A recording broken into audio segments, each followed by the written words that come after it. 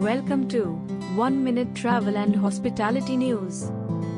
Gujarat, Bengal, Goa set to host G20 tourism meetings. Tourists and locals in Shimla waiting for heavy snowfall to boost tourism.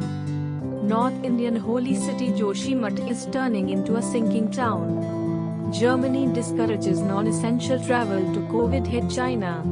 Need to reduce dependency on tourism and diversify economic base, CM Sawant. Tourism industry, skiing enthusiasts pin hopes on heavy snowfall at Gulmarg. Indigo touches a milestone of 300 aircraft strong fleet. Fry thanks Delhi government for easing licensing processes, operating norms for hospitality industry.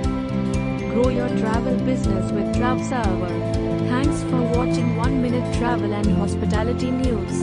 Use your full potential to develop and grow your travel business with TravServer CRM.